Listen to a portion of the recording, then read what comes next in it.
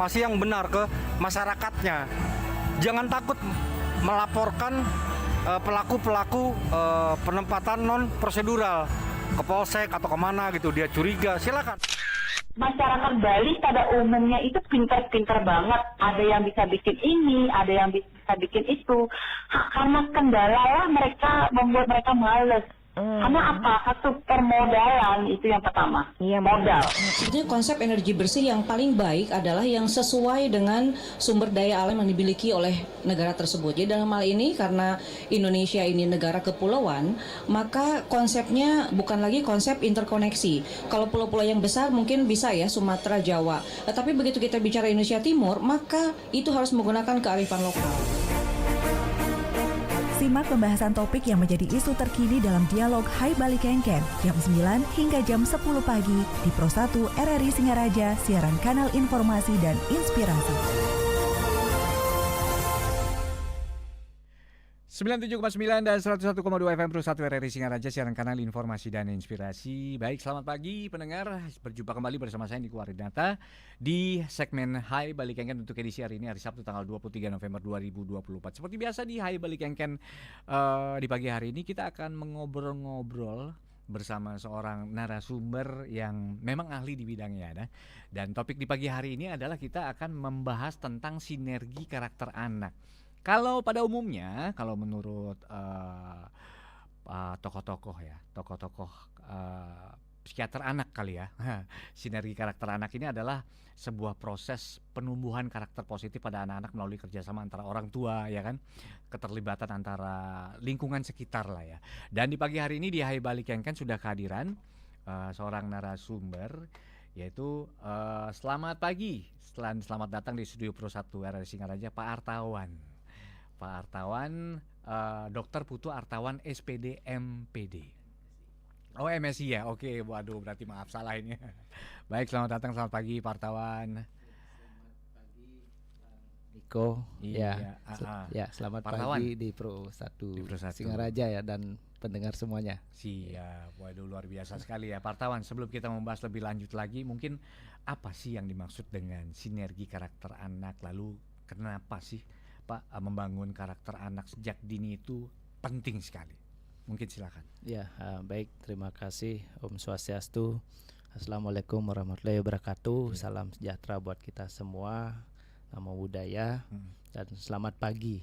Tentunya salam sehat juga. Salam sehat juga harus Ya, itu ya, disertai dengan salam sehat. Ya, salam sehat ya. Baik, silakan. Baik, terima kasih. Jadi pertama saya klarifikasi dulu ya. Jadi saya bukan ahli di sini. Oh gitu, bukan tetapi ahlinya ya. sebagai pemerhati. Pemerhati dan Ya. peduli Ya, ya. kepedulian terutama ini aset kita. Jadi anak-anak zaman now ya istilahnya, anak-anak zaman now. ini adalah aset masa depan bangsa. Nah itu, jadi dari rasa kepedulian itu saya ada keinginan untuk menyampaikan kepada pendengar, khususnya anak-anak, kemudian orang tua, karena ada sinergi di sini. Jadi pentingnya sinergi karakter anak menuju masa depan gemilang, kan begitu.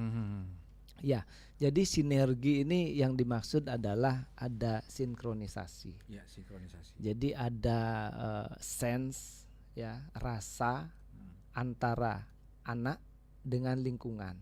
Nah, lingkungan yang dimaksud adalah tidak hanya lingkungan tempat tinggalnya, Ya, lingkungan sekitar tempat tinggal. ya, tetapi lebih ke human, ya, manusianya. Ya, Nah, di sana ada orang tua yang berperan.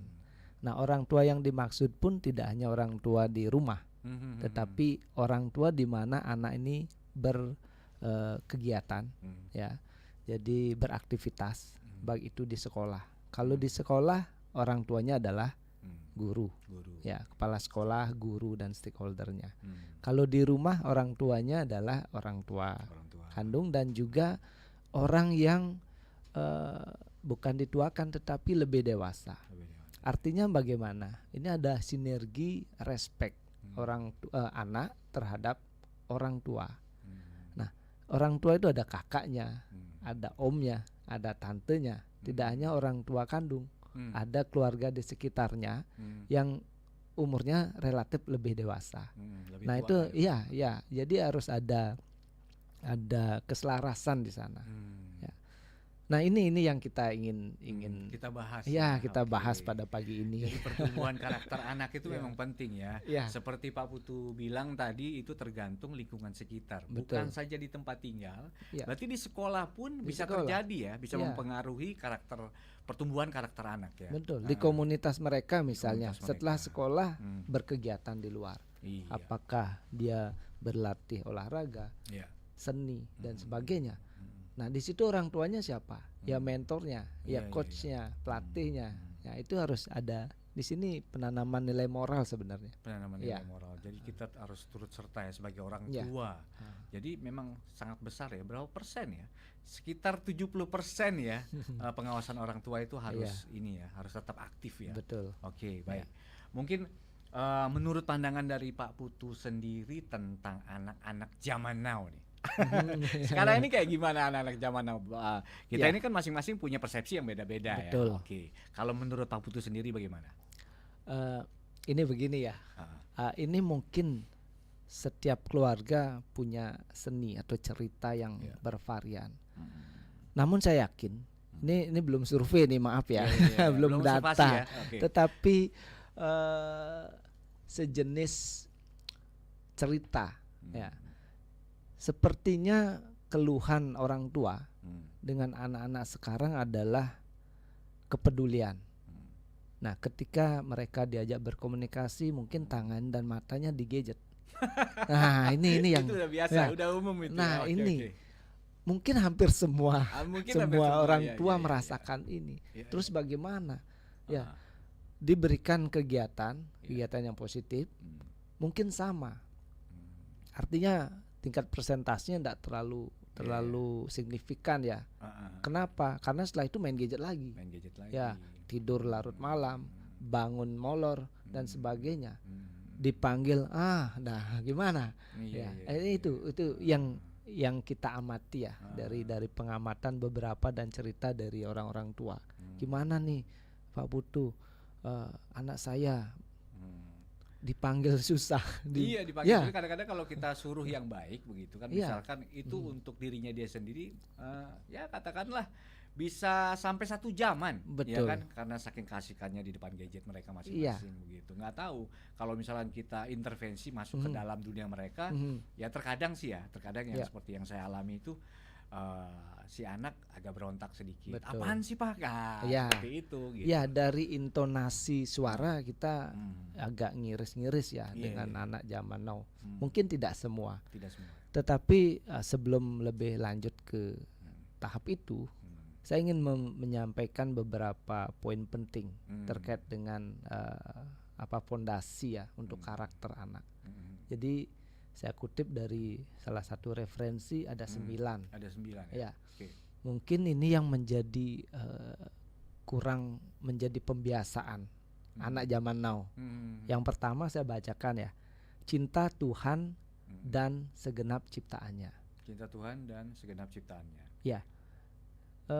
Mungkin definisinya gimana? Definisinya real ya. Ini kita bicara anak, bicara real, bukan Real. abstrak. Oke. Cinta Tuhan saya harus kan agak susah juga.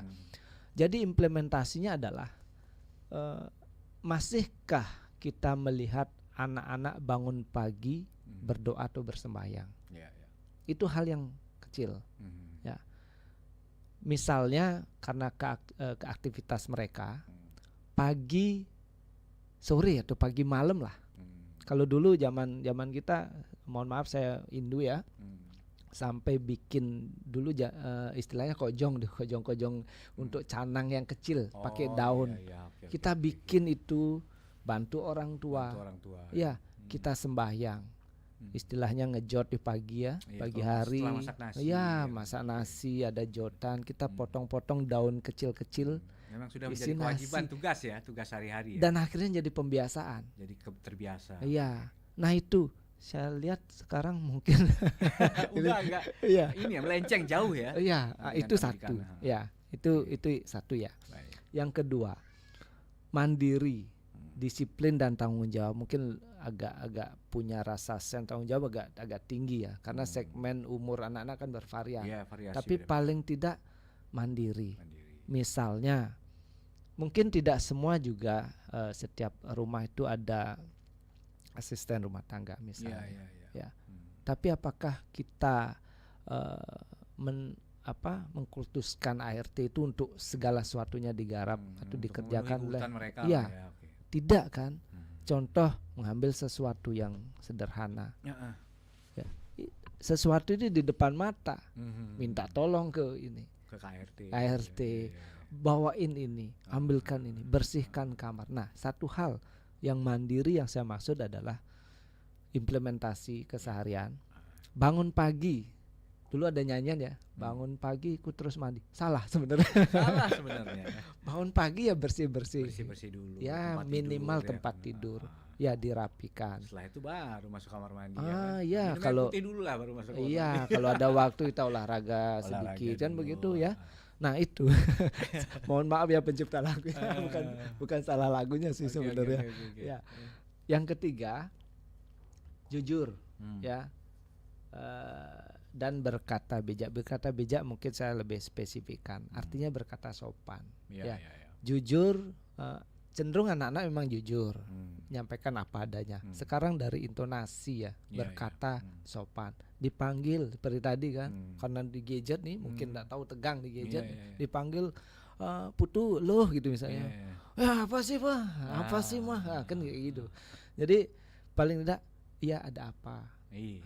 Apalagi ditambah ada yang bisa loh bantu, ada yang bisa kadek bantu itu misalnya. Waduh, ini anak ini karakternya luar biasa kan itu. Ya mungkin begitu. Yang keempat, hormat, santun ya, mungkin lebih ke yang ketiga sama ya.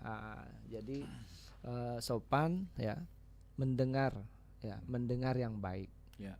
Terkadang ini yang terjadi sekarang, ya mohon maaf ya, lagi-lagi karena gadget ya, kita berbicara dia main, ketika mengulang nanya lagi. Nah ini akan menjadi pembiasaan di tempat mereka beraktivitas, salah satunya di sekolah.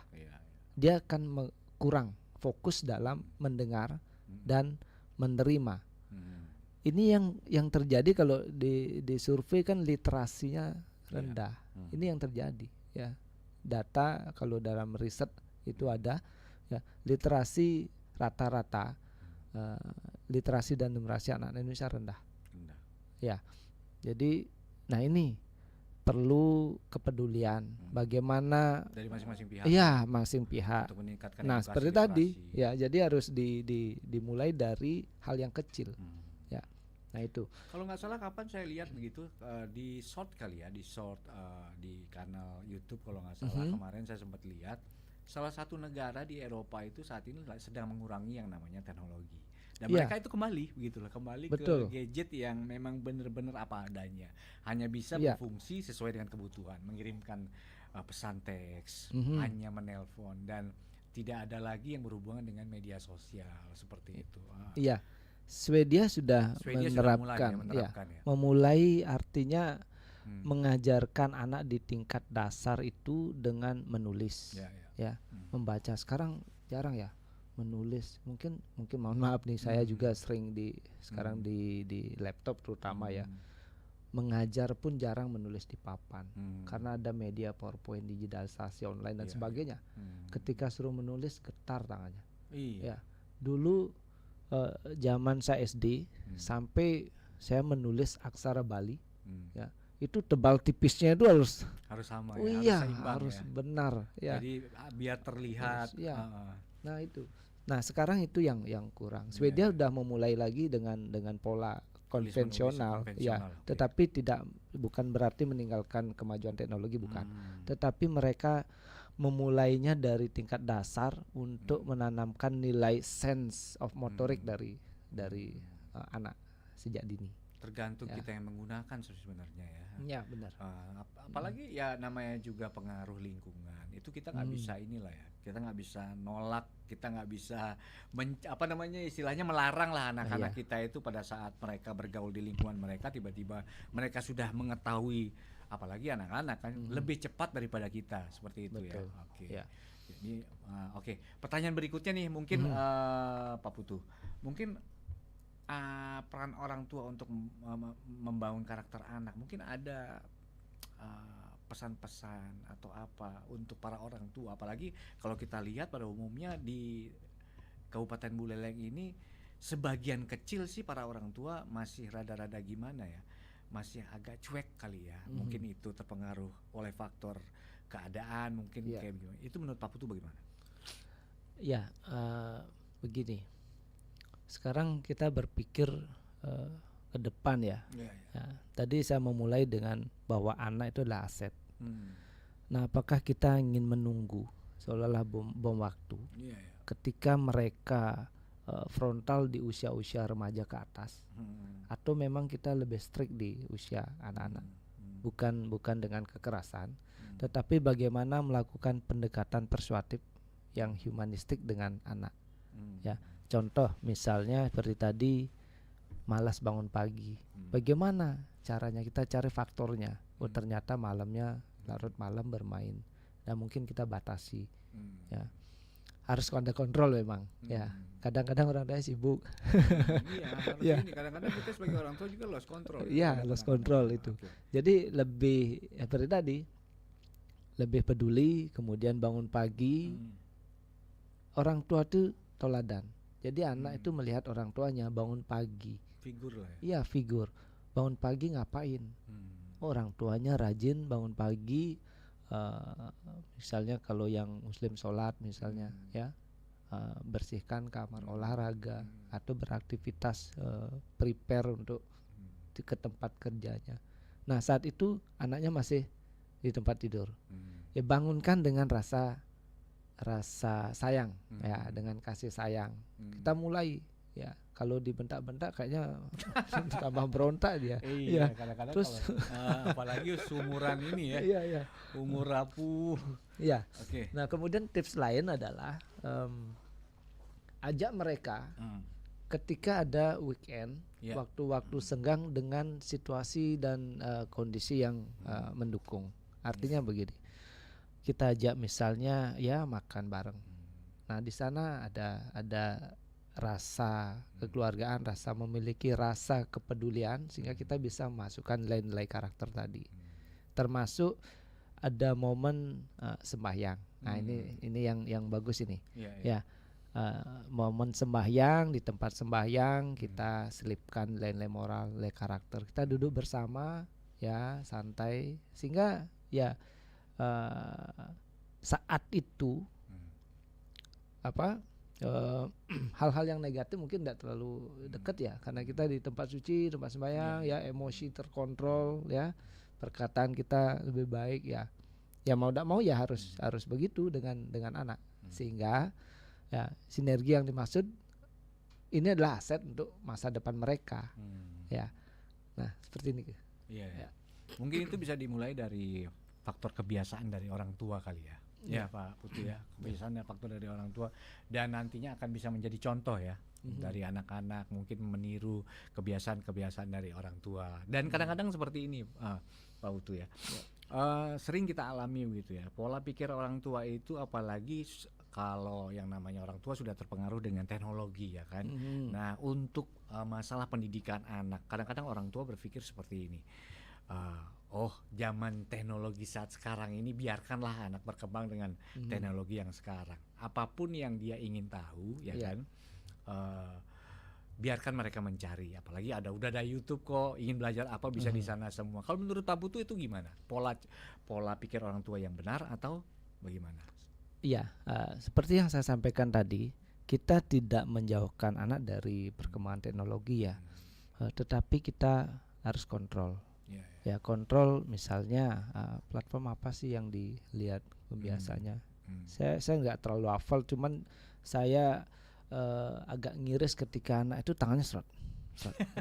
Itu ada sesuatu yang nggak pas mungkin. Mengganjal di pikiran mereka ya. Itu kan, menjadi kebiasaan. Tetapi begini Bang Niko, ada fase ya. Ya, dari referensi saya baca ada fase untuk pembentukan karakter sesuai dengan level usia mereka. Nah, ini harus diperhatikan juga pada orang tua. Misalnya umur 0 sampai 5 tahun ya. 0 sampai 5 tahun masih balita ya, balita. Jadi di sini diperlukan anak itu fokus pada teladan ya. Ya. Jadi anak belajar dari apa yang mereka lihat, apa yang mereka dengar dari orang di sekitarnya. Nah, itu. Kemudian umur 6 sampai 12 anak mulai memahami.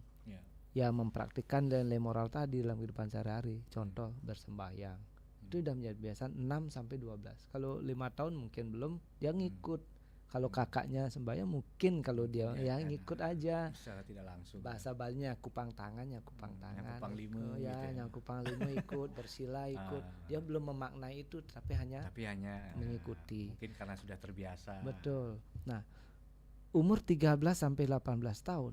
Nah, ini memang kalau dilihat dari umur level SMP ya. SMP. Udah masuk SMP. Nanti kebablasan kalau di sini. Ya, di 6 sampai 12 kita harus berikan pemahaman, praktik nilai moral tadi. Kalau kebablasan bagaimana? Kenapa? Karena di sini anak sudah mulai ada discuss dalam dirinya. Ada diskusi. 13 sampai 18 tahun itu kita perlu diskusi, perlu dialog. Artinya mungkin ya bukan mungkin. Jadi kita bisa berikan gambaran ke depan itu seperti apa. Nah, di sana sudah mulai ada diskusi. Nah, ketika 19 sampai 24 sudah mulai mandiri mereka. Ya. Jadi bagaimana menumbuhkan atau melihat improve mereka ketika kita adakan perhatian ya, lakukan perhatian, pendampingan di fase-fase umur yang 6 sampai 12, 13 sampai 18. Jadi di sana sudah menjadi individu yang punya tanggung jawab. Nah, jadi momen kritisnya adalah di sini di 6 sampai 12. 6 sampai 12 ya. Iya. 6 sampai 12 tahun. Plus 13 sampai 18. Maksud saya begini, ketika bablas di 12 di 6 sampai 12, ini harus ekstra. Orang tua harus ekstra. 13 sampai 18. Ya, 6 sampai 12 dan caranya pun juga harus ekstra ya. Iya, jangan terlalu berlebihan ya. Nah, di situ karena ya mohon maaf mudah-mudahan tidak terjadi hal-hal yang lain ya. Jadi, nah, makanya di 6 sampai 12 ketika kita melakukan pembiasaan yang punya adik di 0 sampai 5 ngikut dia. Ngikut ya. Iya, mulai mau mendengarkan. 6 sampai 12 ini sangat-sangat memang harus ekstra di sana memberikan pemahaman untuk memberikan gambaran ke depannya seperti apa. Iya. Gitu ya. Iya. Jadi yang di bawahnya pun nanti akan ngikut ya. Kalau misalkan negatif ya di bawahnya akan merekam negatif. Merekam dan menganggap itu benar. Menganggap itu benar. Iya. Waduh. Itu dia butuh kerja keras lagi untuk meluruskan ya. Iya. Mungkin ini perlu istilahnya bisa dibilang tantangan yang harus kita hadapi ya sebagai orang tua ya untuk membangun karakter anak.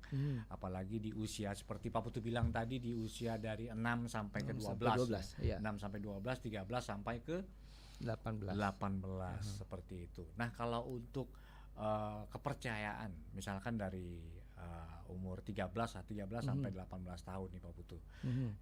Kepercayaan dari orang tua itu sudah penuh percaya terhadap anak untuk mengetahui apa yang dia ingin ketahui, kamu bisa belajar sendiri. Setidaknya orang tua itu gimana ya?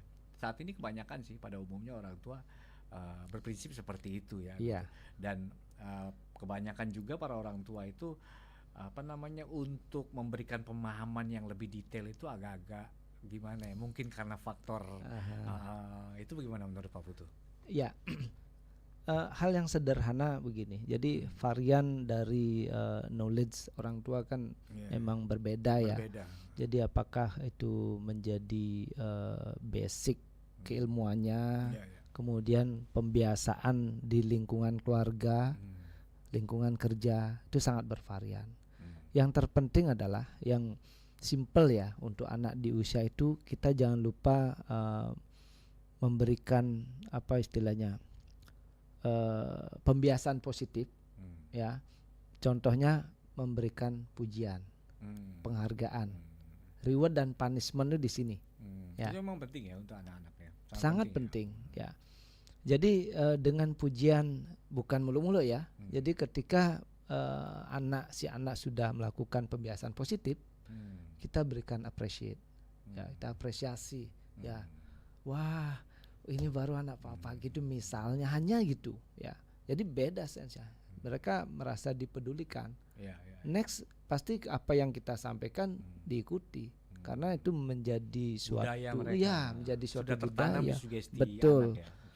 Tapi tidak hanya reward saja, punishment. Ketika duduk naikkan kaki itu misalnya kan, kalau kita dibiarkan ya dianggap itu sesuatu yang sudah terbiasa. Ya. Kadang-kadang contoh orang tua juga ya, baru pulang kantor bajunya masih menempel di badan ya kan. Iya. Itu yang selalu terus dilihat oleh anak ya, jadinya diikuti. anak-anak akan ikut. Iya, betul. Kita ya teladan penting ya. Lingkungan yang mendukung penting. Jadi teladan penting. Kemudian itu punishment, kita setidaknya care, ngasih tahu, jangan duduk gini. Ya kalau di luar kita tidak bisa kontrol, karena kebiasaan di rumah dibiarkan begitu. Di rumah kita sampaikan, nanti berikan gambaran. Kalau di luar tidak ada papa, tidak ada mama misalnya, tidak ada orang tua yang melihat, dilihat orang lain, apa yang terjadi? Iya, yang dirugikan adalah si anak. Kemudian kalau orang lain melihat dan mengetahui orang tuanya juga image-nya tidak bagus. Wah, si anaknya itu padahal orang tuanya gini. Nah kan ya. Jadi itu. Jadi yang simple itu ya reward punishment memang harus diberikan pada si anak ya. Oke. Dan sekarang kita kembali lagi ke teknologi nih, Pak. Peran teknologi itu memang agak susah ya untuk kita melepaskan pegangan si anak ya kan. Apalagi seperti Pak Putu bilang tadi dari umur 13 sampai dengan 18. Itu memang sudah benar-benar mereka sudah memahami ya yang namanya teknologi. Apalagi dengan pengaruh lingkungan yang namanya games ya kan. Sekarang yang namanya ML ya kan, Mobile Legend itu. Nah, itu mungkin gimana, apakah sudah ini bisa dikatakan terlambat atau bagaimana? Seharusnya kan kita memulai dari umur 6 tahun ya, 6 sampai dengan 12. Kalau menurut Pak Putu bagaimana? Ya, begini. Tadi saya sampaikan kita tidak menyampingkan kemajuan teknologi, apalagi ini imbas Covid ya. Imbas COVID ya. Jadi di umur 6 sampai 12 hal yang krusial itu berikan dia berkegiatan. Untuk mengurangi megang gadget. Contoh, mohon maaf nih, saya kebetulan ada pembinaan badminton. Ya. Nah, secara logika ketika mereka terjun berolahraga, apapun renang misalnya ya, banyak nih ada klub-klub renang juga di Buleleng ya. Kemudian tenis, aktivitas yang tidak memegang gadget. Ya, harus diarahkan ke sana. Berkegiatan yang positif. Apakah seni, menggambar dan sebagainya ya. Kayaknya kita perlu buat gerakan seperti ini nih. Nah, itu dia. Jadi ya walaupun space-nya cuma durasinya 2 jam, tapi prepare-nya prepare dia kurang lebih sampai ke lokasi ya 30 sampai 1 jam mungkin ya. Kemudian 2 jam sudah beraktivitas tanpa gadget. Setelah itu mereka capek. Ya. Tanpa disadari. Nah, walaupun dia megang gadget, saya rasa udah capek dia. Jadi ya kita bisa saving 3 sampai 4 jam untuk tanpa dia sadari. Jadi harus dia diarahkan dengan berkegiatan.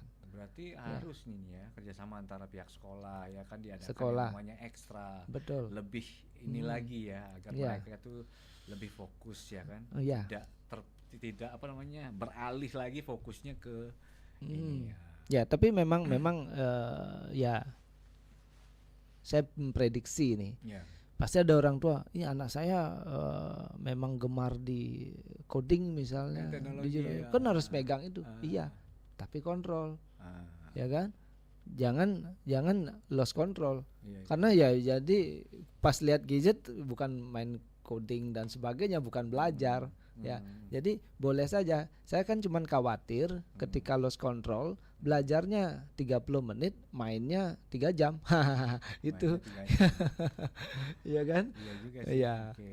Ya, jadi kontrol memang penting, kemudian diberikan ya konsistensi itu, ya, dan diskusi moral tadi. Ya, jadi ya ada waktu luang lah untuk memperhatikan, memberikan gambaran ke depan karakter anak itu bagaimana. Baik, mungkin Pak Putu sendiri punya kali ya rekomendasi kalau apabila salah satu dari anak mungkin ya yang memang ininya memang memiliki cara berkembangnya itu, apalagi dari pihak orang tuanya sudah mendukung ya di dunia teknologi seperti itu, misalkan tapi memang sudah dalam pengawasan seperti itu ya, mungkin bagaimana Pak Putu sendiri mungkin punya rekomendasi apakah itu didukung dengan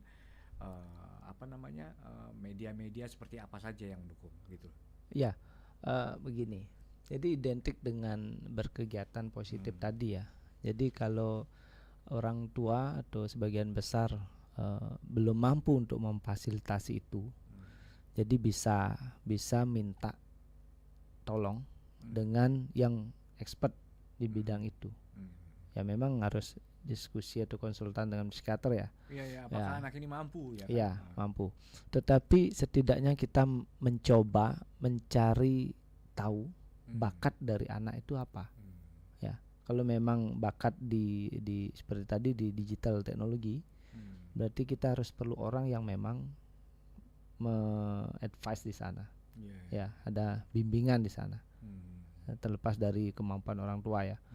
Begitu juga seni misalnya, seni musik apa, itu memang perlu sarana. Tetapi kita kan sebagai orang tua ya, kita tahu level orang tua secara finansial kan bervarian juga. Nanti jangan sampai saya nyarankan ya dia mampu bisa kan itu, enggak.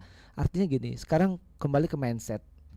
Kalau memandang anak ini artinya menjadi aset ke depannya dari karakter, misal dia senang musik, ya nggak harus mahal-mahal kan, ya jadi beli piano, organ kecil gitar, ya diajak begitu, kemudian tonton yang memang sebagai figur kalau memang hobi atau bakat anak di sana.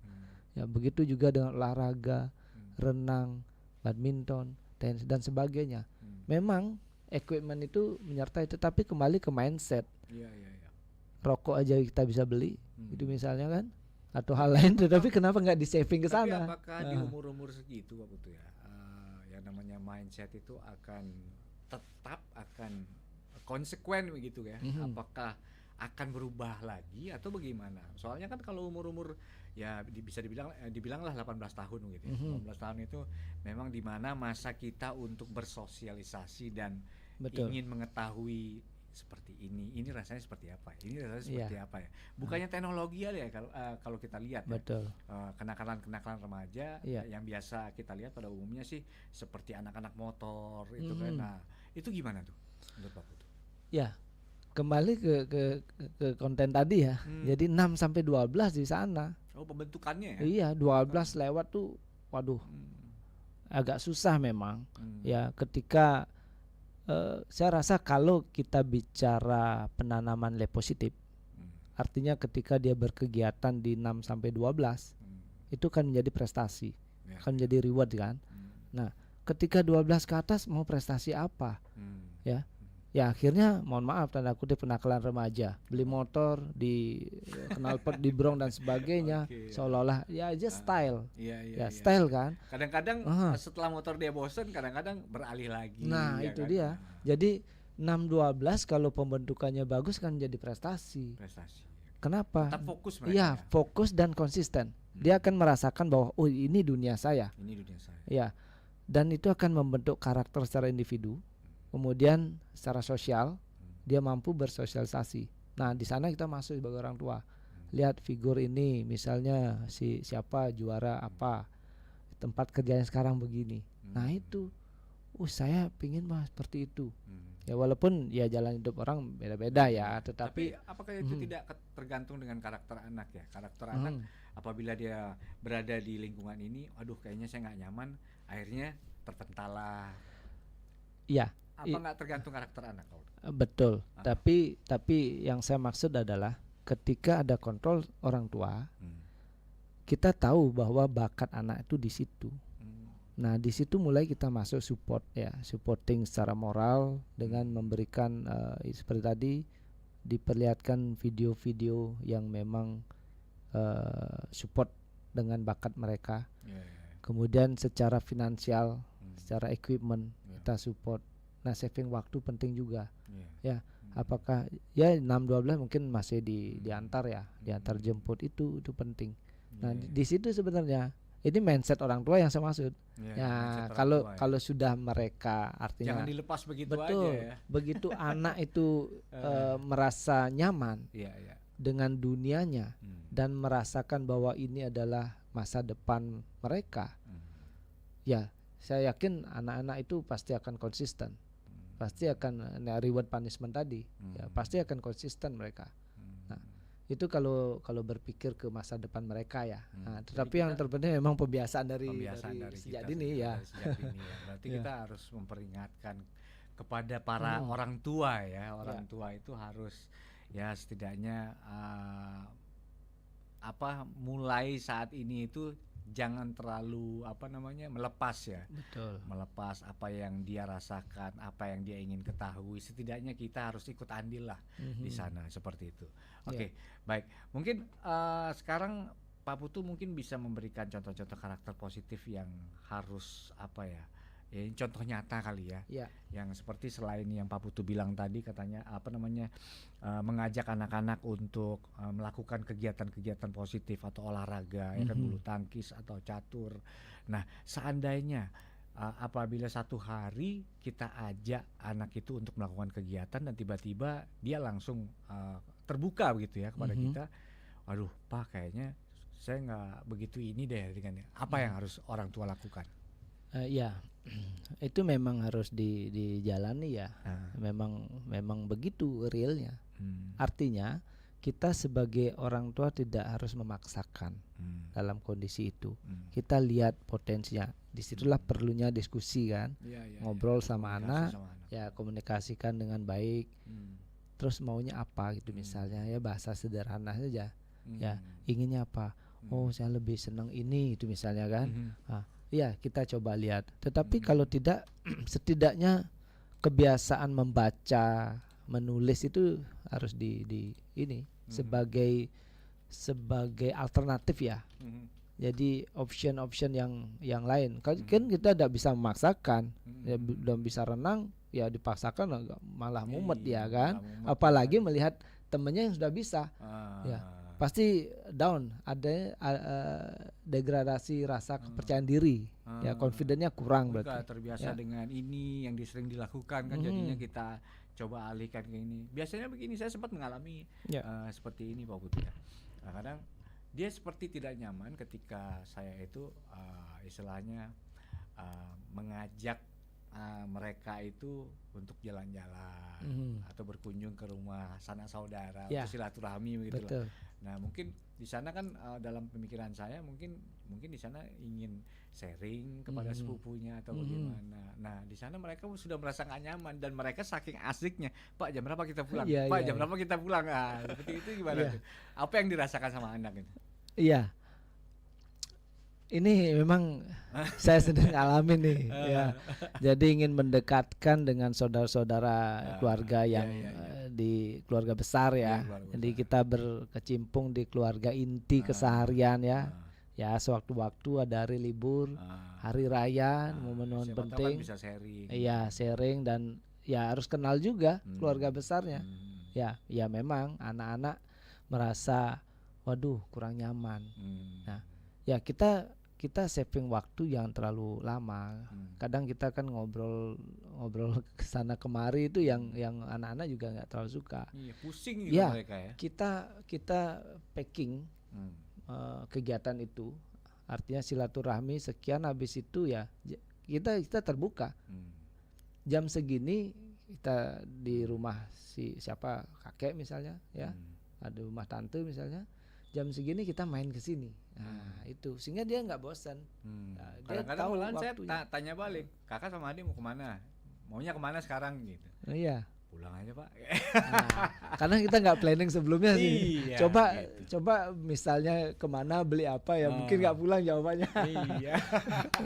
Iya, iya. Oke, baik pendengar, dengan topik yang kita bahas, ya, apa yang kita obrolkan di pagi hari ini, kami mengundang Anda pendengar untuk bergabung bersama kami di 0362246444 dan juga di via WhatsApp di 081139999790. Ya, untuk mungkin ingin bertanya terhadap apa yang kita bahas di pagi hari ini di Hai Bali Kengken ya. Oke, baik. Sebelum kita menunggu pendengar ingin bergabung, Pak Putu, Ya. mungkin bagaimana cara akal kita nih sebagai orang tua, Pak Putu ya. Mungkin keterlibatan komunitas. Oke, kalau begitu kita ini ya, angkat saja ya. Halo, selamat pagi Hai Bali Kengken. Selamat pagi Selamat pagi RRI. RRI. Ini Nardo Beratan. Oke, Pak Narde di Beratan. Om Swastiastu. Om Swastiastu pada RRI membawa acara dan kemudian yang kedua pada narasumber. Nggih. Ini saya akan bertanya mengenai teori. Nggih, silakan. Sebagaimana kita ketahui pembentukan karakter itu ada teori tabula rasa dan sebagainya. Lalu saya pernah membaca buku yaitu Karakter Indonesia, orang Indonesia, dikarang oleh Profesor Mukhtar Lubis dan kedua oleh Adnan. Kalau Profesor Mukhtar Lubis menyatakan ada 9 karakter negatif orang Indonesia. Karena Adnan menjadi 11 karakter negatif orang Indonesia dari sejak semula. Nah sekarang, contohnya masa bodoh, tidak bertanggung jawab, iri, dengki dan sebagainya. Nah sekarang di dalam pembentukan karakter seperti tadi supaya membentuk manusia yang berkeadaban, membentuk manusia yang berkepribadian untuk Indonesia yang memiliki karakter negatif seperti disebutkan oleh Mukhtar Lubis hasil penelitian nih Pak. Nah sekarang langkah apa yang Bapak lakukan? Teori apa yang Bapak akan terapkan untuk bisa merubah atau bila membalik, barangkali ada teori yang menyebutkan itu? Dari mana sumbernya? Terima kasih. Baik, terima kasih Pak yang di Beratan ya. Baik, mungkin Pak Putu mungkin ingin menanggapi, silakan. Baik, Om Swastiastu Pak Narde ya. Pak Narde di Beratan. Ya, terima kasih atensinya ya. Jadi bicara teori, banyak ada teori yang menyatakan hal yang memberikan pengimbasan positif dan negatif ya. Nah, tetapi secara perspektif ya, di pandangan saya menganut teori realistik Pak Narde. Ya, realistis. Ya, teori-teori tadi memang benar adanya, tabula rasa.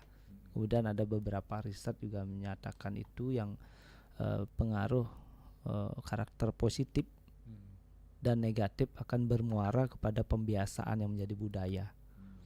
Nah, kalau saya dari pandangan saya ya, jadi secara realistis itu kembali ke, kalau teori tabula rasa kan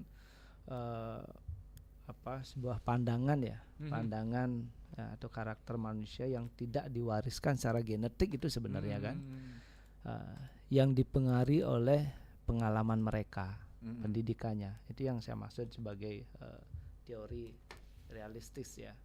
Jadi ada empat faktor yang mempengaruhi, yaitu yang pertama adalah pengalaman mereka.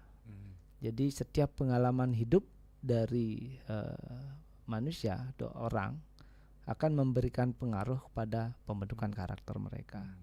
Misalnya bagaimana mereka membiasakan mendengar ya. Ini karena segmen saya lebih ke karakter anak ya. Jadi mendengar, kebiasaan-kebiasaan, nilai interaksi yang positif dengan lingkungan. Kemudian pendidikan. Ini menjadi kunci dalam membentuk karakter moral dan nanti menjadi kemampuan atau skill seseorang. Ini diperlukan bimbingan ya, anak dibimbing dengan baik dengan mengembangkan karakter positif. Jadi di awal saya baru menyampaikan 5 ya, ada 9 karakter positif yang perlu ditanamkan pada anak. Kemudian lingkungan. Lingkungan yang dimaksud adalah lingkungan keluarga, sekolah, dan masyarakat sebagai dasar utama dalam pembentukan nilai-nilai tadi. Nah, yang terpenting lagi adalah nilai sosial, ya, pengaruh sosial. Jadi bagaimana anak belajar mengamati. Nah, karena saya orang eksat berarti harus berpikir dengan menggunakan metode ilmiah, ya. Dan bagaimana karakter-karakter yang disampaikan, misalnya kalau kita menggunakan pola atau metode ilmiah, kita menggunakan taksonomi Bloom. Jadi secara teori ada tingkat pola berpikir yang bervarian dari C1 sampai C6. Bagaimana mengamati, mendengarkan, mendeskripsikan, sampai menganalisa. Ya. Nah, ini. Nah, pengaruh sosial ini akan memberikan level varian dari karakter-karakter itu. Apakah dari lingkungan sekitarnya, figur, guru, ya, teman, ya, kemudian mentor-mentor yang mereka sering ajak diskusi, ya. Jadi penguatan karakter positif ataupun negatif ini memang akan memberikan pola pikir kepada anak untuk memutuskan atau mengambil keputusan untuk masa depan mereka. Ya, itu. Jadi ya demikian Pak Narde, mohon maaf jika ada hal yang kurang berkenan. Jadi setidaknya dari teori-teori yang sudah berkembang bisa memberikan pemahaman kepada si anak dan terutama juga orang tua untuk menjadi suatu pertimbangan, refleksi untuk pengambilan keputusan ke depan. Nah, demikian Bang Niko. Ya. Mungkin kalau nggak salah itu teori tabula rasa itu bisa kita gambarkan sesuatu pada karakter anak itu tidak bisa dikatakan tidak ada kata terlambat ya untuk berubah ya, untuk berubah semuanya ya. Betul. Oh begitu ya. Oke, baik. Mungkin ada lagi dari pendengar setiap Persatu RRI Singaraja yang ingin bergabung, yang ingin bertanya-tanya kepada narasumber kita yang sudah hadir di Persatu RRI Singaraja di topik pembahasan kita di kesempatan pagi hari ini. Silakan di 0362246644. Jadi seperti ini ya Pak Putu, ibaratnya seperti bayi yang baru lahir ya, papan tulis yang kosong. Apabila kita tulis di papan tulis itu A B C D sampai Z, maka yang dibaca A B C sampai Z. Iya, seperti betul. Itu. Mungkin bisa dijelaskan secara ini spesifik. Iya. Kita bicara 0 sampai 5 berarti ini. 0 sampai 5. Iya, seperti tadi ya, kertas putih. Ya. Kertas putih. Jadi anak 0 sampai 5 bukan itu soal budaya ini bukan. Ya berarti ya. Iya, 0 sampai 5 itu anak kan melihat, mendengar. Coba di rumah misalnya kita berkata apa? Halo. Si anak ikut, halo. Pasti anak akan mengikuti. Halo. Om Swastiastu, begitu baru datang Om Swastiastu. Ya. Di situ penanamannya artinya mereka anak-anak seusia 0 sampai 5 sensoriknya ya sudah mulai mendengar atau melihat yang baik, duduk dan sebagainya. Itu pasti diikuti. Iya, 0 sampai 5 ya. Kalau 6 12 beda lagi, tadi udah disampaikan. Nah, sehingga saya ingin nyambungkan sedikit dengan 9 karakter tadi. Ya. Jadi yang kelima suka menolong, kerjasama. Nah, ini yang punya saudara, anak, maksud saya adik, kakak ya. Jadi saling bekerja sama di sana. Kemudian yang keenam adalah percaya diri, kreatif ya. Nah, sudah mulai di 6 sampai 12 ada nilai-nilai kreativitas di sana. Ya, walaupun belum berinovasi tapi setidaknya berkreasi dia mereka ya. Kemudian ya nanti kalau leadership ini penting juga sebagai figur ya. Di atas 12 itu ya. Konsep leadershipnya melihat figur orang tua lagi. Kemudian baik dan rendah hati. Yang 9 adalah toleransi, cinta damai dan ada rasa kekeluargaan. Ya, rasa memiliki, rasa bersatu. Nah, kasih anak. muaranya ini adalah dari 9 pilar karakter tadi, yaitu kebersihan, harus yang sederhana sebenarnya ya, Sederhana sekali ya. kerapian, Oke. ya, kesehatan dan kenyamanan. Nah itu ya memang harus dimulai dari sejak dini. Contoh kecil tadi, baru bangun ngapain kan gitu. Tergantung dari figurnya, tergantung dari Iya. apa yang dia tonton ya. Betul. Ya betul, luar biasa sekali ya. Baik mendengar, karena waktu kita sudah menunjukkan pukul 9:52. Jadi mungkin kata-kata terakhir mungkin ya, pesan-pesan dari Pak Putu mungkin ya, yang ingin Bapak sampaikan kepada mungkin terutama pada orang tua nih, khususnya di Kabupaten Buleleng ini, mungkin terkait membangun karakter anak. Silakan Pak Putu. Ya, baik, terima kasih Bang Niko dan pendengar Pro 1 Singaraja. Nah, terkhusus untuk orang tua yang ada di Buleleng ya, yang di Indonesia juga penting nih. Penting sekali. Ya, karena saya coba merangkai kata-kata ini, mudah-mudahan bisa dimaknai oleh Bapak Ibu orang tua. Dengan keterbatasan yang saya juga sebagai orang tua, yang mudah-mudahan bisa menginspirasi ke depannya. Iya, luar biasa. Oke. Setiap anak adalah berlian yang sedang diasah. Jadi jadikan kasih sayang dan didikan Anda orang tua sebagai cahaya yang membuatnya bersinar. Kembali ke mindset ya. Ya, kemudian masa depan dunia berada di tangan anak-anak kita. Kita mau mewujudkan 2045 Indonesia emas ya. Ya. Jadi bangunlah karakter mereka dengan cinta, kesabaran dan nilai-nilai moral yang luhur. Berikan mereka akar untuk bertahan dan sayap untuk terbang menuju masa depan yang cerah. Yang terakhir, anak yang dibimbing dengan cinta dan nilai-nilai yang benar akan menjadi penerang bagi dunia di masa depan. Waduh, luar Ya, biasa ya. Astungkare ya, cepat bisa ini menginspirasi dan menginspirasi. yang bisa merubah anak-anak aset bangsa kita, khususnya Buleleng, menjadi anak-anak yang memiliki karakter unggul dan mampu bersaing dengan masa depan yang gemilang. Iya, Terima luar kasih. biasa. Baik, anak-anak itu ibaratnya seperti robot ya. Betul. Apa yang kita program, ya kan? Nah, apa yang kita partisi dan terbentuklah seperti itu ya. Baik, terima kasih banyak Pak Artawan atas waktu dan sharingnya yang sangat luar biasa dan bermanfaat ini ya. Dan terima kasih juga atas kehadirannya di Pro 1 RRI Singaraja. Jadi semoga apa yang telah kita bahas hari ini bisa menginspirasi kita semua, khususnya bagi para orang tua ya.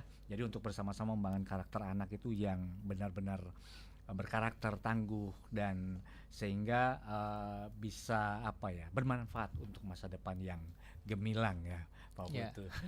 Baik, kalau begitu jangan kemana-mana pendengar, kita sesaat lagi tepatnya pada pukul 10